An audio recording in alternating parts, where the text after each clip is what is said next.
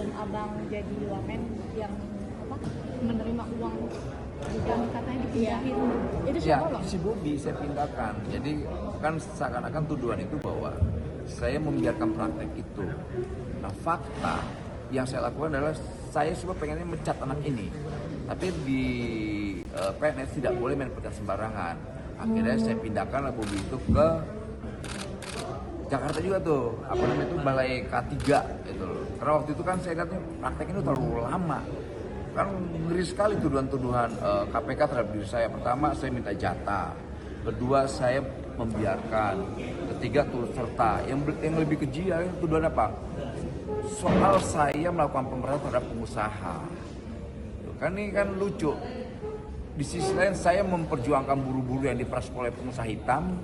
Kemudian tuduhannya saya memeras pengusaha. Ini logika yang gila menurut saya. Itu dan ini ya nanti biarkan ini kan fakta persidangan terlihat lah ya. Tidak ada satupun bukti dan saksi bahwa saya melakukan pemerasan terhadap perusahaan PJK 3. Apalagi tuduhan-tuduhan soal hasil pemerasan puluhan mobil mewah tuh. Bayangkan orang ini, Bobi Mahendra ini punya mobil mewah Nissan GT-R yang harganya 12 miliar. Lantas punya motor 7 motor yang rata-rata harganya itu 1 miliar ke atas.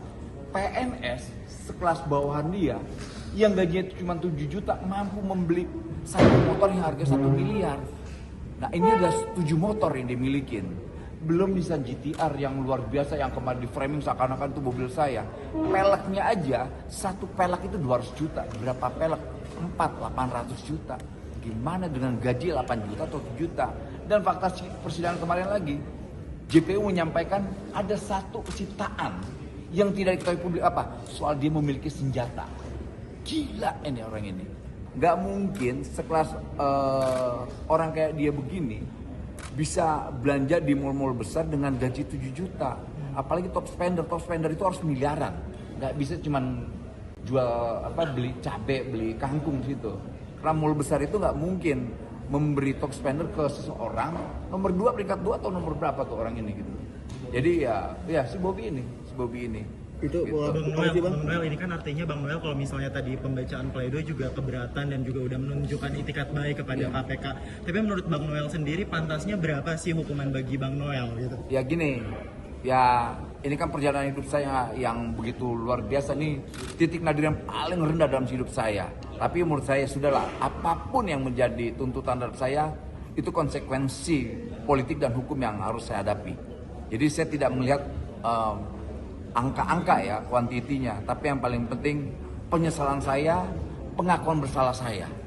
Itu yang paling penting itulah. Kalau kita mau mengevaluasi, saya juga sebetulnya udah nyesal sekali menjadi wakil menteri tenaga kerja, menyesal sekali saya. Kenapa saya harus dikasih jabatan dengan 10 bulan, kemudian ditahan 10 bulan, belum lagi tuntutan 5 tahun. Pedih sekali saya mendapat jabatan ini menurut saya. Di sisi lain, berapa juta beban buruh yang ada di pundak saya. Kawan-kawan media yang kena layoff, kemudian kawan-kawan buruh, belum lagi tenaga medis, dokter dan sebagainya yang diperas oleh pengusaha. Kan mereka butuh keadilan. Di saat itu yang berani langsung turun ke tengah-tengah mereka ada cuma saya. Yang lain selama ini kan negara cuma bilang, negara harus hadir, negara cuma omong-omong tuh. Kalau saya mengimplementasikan selain fisik saya yang hadir, saya membuat regulasi.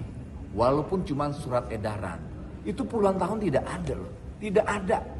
Artinya praktek kejahatan ini sudah terjadi puluhan tahun. Negara ini hadir pun udah puluhan tahun ada. Tapi seperti membiarkan dan mengabaikan.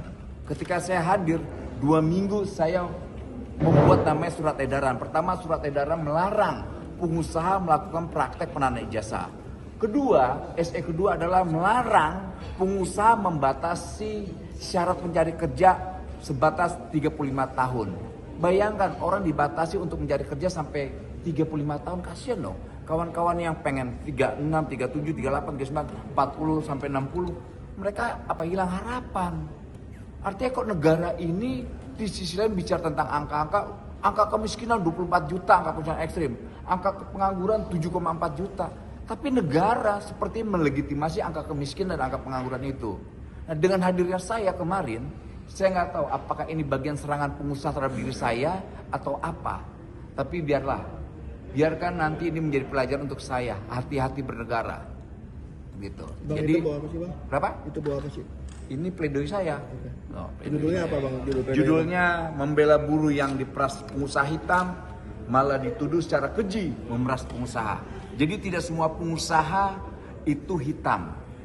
Banyak juga pengusaha melakukan memberi kesejahteraan untuk pekerja dan buruhnya. Jadi tidak semua, saya tidak mau mengeneralisir bahwa semua pengusaha itu hitam. Dan semua pengusaha yang saya sidak selalu ada backing-backingnya. Itu yang paling penting. Nah,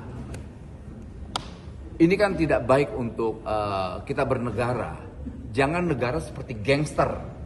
Kita mau negara ya layaknya negara. Negara itu ada warga negaranya, ada instrumen negaranya.